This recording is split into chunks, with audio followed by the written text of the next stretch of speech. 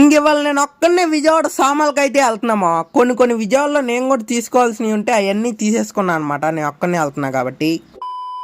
ఇంకెవాళ మన వీడియోలోకి వచ్చేస్తే నేను ఒక చైనా ఇంజిన్ ఆర్డర్ తీసా అని చెప్పాకమ్మా. దాని సామాన్లకేను పౌండరీ వర్క్ కోసం అయితే విజయవాడ అయితే వెళ్తున్నామా ఇవాళ. ఇంకా అలా నేను విజయవాడ వెళ్దాం అనుకున్నాను ఏమో కానీ వర్షం అయితే స్టార్ట్ అయిపోయింది మా ఇవాళ. చినుకులు అయితే పడుతున్నాయి అనమాట సన్నగా.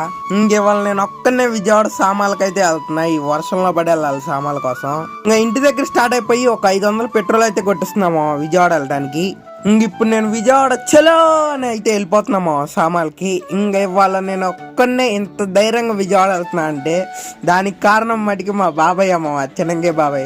మా బాబాయ్ నన్ను బండి మీద తీసుకెళ్లి సామాన్లు ఎక్కడ దొరుకుతాయి అని మొత్తం తిప్పి అయితే చూపించాడు.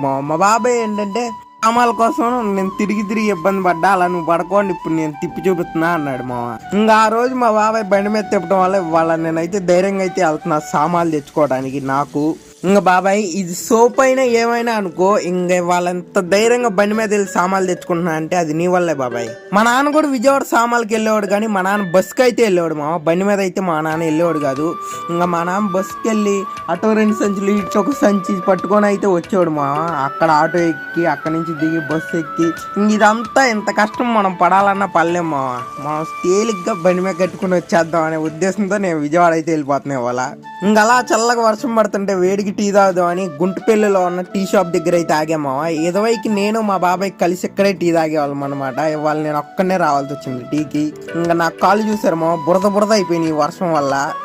వేడికి టీ అయితే తాగేసాం. అబ్బా సూపర్ ఉంది మా టీ. టీ తాగేసి మన జర్నీ అయితే మళ్ళీ స్టార్ట్ అయిపోయింది మామ. విజయవాడ వెళ్ళాకైతే కలుసుకుందాం మామ. ఫస్ట్ ఫౌండరీ షాప్ కి అయితే వచ్చేసామా.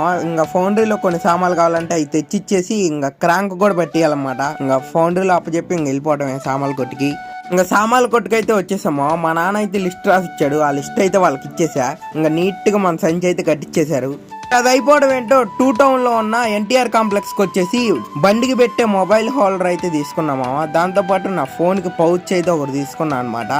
ఈ లోపల భోజనం టైం అయితే అయింది మా. ఎన్టీఆర్ కాంప్లెక్స్ దగ్గరలో ఉన్న హోటల్ శ్రీ సాయి దగ్గరికి అయితే వచ్చేసా అనమాట మీల్స్ తిన్నామని. 100 రూపాయలు అయింది మా మీల్స్. మీల్స్ వీడియో తీసా కానీ అది డిలీట్ అయిపోయింది మా ఎలాగో. నా బండికి 2 సామాన్లు కావాల్సి వచ్చేసి హెల్ప్ హాస్పిటల్ దగ్గరలో ఉన్న షాప్ దగ్గరికి అయితే వచ్చా. ఇదైతే సీట్ కింద లాక్ అనమాట. అది వచ్చేసి సీట్ కింద వైరు. డిస్క్ బ్రేక్ ప్యాడ్లు కూడా తీసుకున్నామా.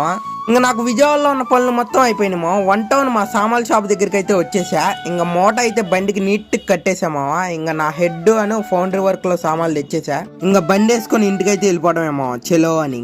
సామాన్ల మూటలన్నీ తీసేసుకొని ఇంటికైతే వెళ్ళిపోతున్నామా. ఈ వీడియో కింద నెక్స్ట్ వీడియోతో మళ్ళీ కలుసుకుందామా. Okay bye.